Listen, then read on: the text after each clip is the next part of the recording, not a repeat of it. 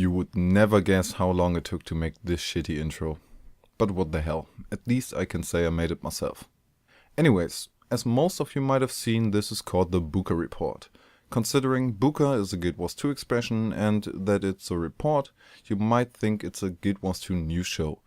And with that assumption you would be absolutely right. So welcome to the pilot episode of the Bookah Report, your place for everything new concerning Guild Wars 2.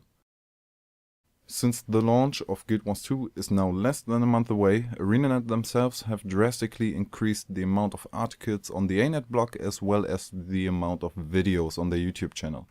Everyone who has subscribed to ArenaNet might have noticed slightly spammish tendencies in their subscription box. Well, they have released some videos on a few of the important aspects of Guild Wars 2 and brought out a few extra versions with captions for every language Guild Wars 2 is going to support. So take 4 videos times 4 available languages and for some inexplicable reason some UK versions just to get the PEGI rating in, and you end up with a shitload of stuff in your subscription. I know they just want to inform, but separate YouTube channels for the other languages might be a good idea since the aforementioned launch is less than a month away. The link to the English videos is down below, and considering my own accent and the distinct lack of captions in this video, I doubt you'll need the ones for the other languages. As one of the articles on the ArenaNet blog, the lore master himself, Grubb, took it upon himself to inform the general public about the concept of story in Guild Wars 2. He divides story into 3 types. There's the global story, the personal story, and the saga of the Iconics. The global story is about the Elder Dragons and the threat they now pose to the entirety of Tyria.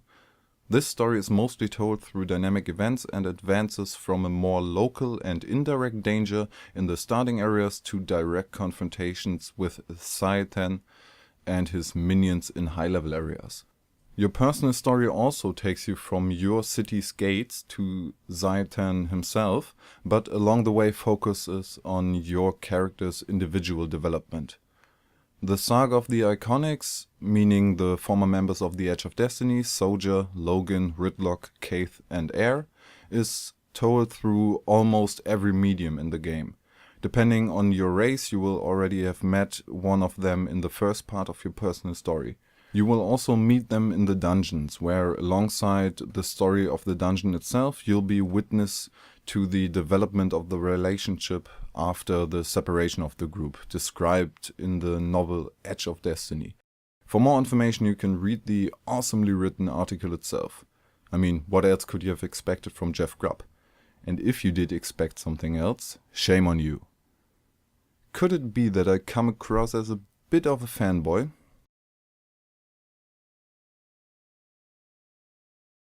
Well, never mind. John Stumme has written a small guide about the Hall of Monuments, the place where you can bask in the glory of your achievements from your previous life in the original series. It is rather basic and directed at people who haven't really heard of it at all. So if you're looking for a way to get those last 5 points, keep looking. In addition to his article, he made a video in which he explains the general principles of the Hall of Monuments and shows some of the things you can get with kind of a home shopping drift to it. And lastly, we have an item that is guaranteed to get you all of the chicks, or at least just this Orion undead chick. Take a look at that thing. It's adorable, it's creepy, it's a chicken after my own heart. Who wouldn't want that? If you've now read the article and you're eager to start your own Hall of Monuments, there's a good new way to get there. NCSoft is now offering a Guild Wars Platinum Edition in their shop, which contains Guild Wars Prophecies and Guild Wars Eye of the North. Coincidentally, exactly the things you'll need to get to the Hall of Monuments. But hey, it's a great deal, so who cares about obvious marketing, right? Because I feel we haven't really heard enough of Grubb, let's get to another article. He teamed up with Soesbee to explain what exactly forges the emotional bond between the player, his character, and the MMO world altogether. They describe that it all starts with the creation of your character but has to keep on going throughout the entire game.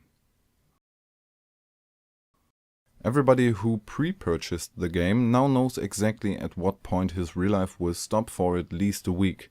The official beginning of the head start is at August 25th midnight, which would be 9 AM Central European Summer Time. Please plan the demise of your social lives accordingly. We'll conclude on some good news for everybody who's eager to play the game one last time before the release. ArenaNet has just announced that tomorrow on August 2nd they will arrange another stress test. The event will last from noon to 4 PM Pacific time or from 9 PM to 1 AM Central European time. Don't forget to start updating your Guild Wars 2 client, cause they recently brought out a new patch, which amongst other things finally gives us an FPS counter.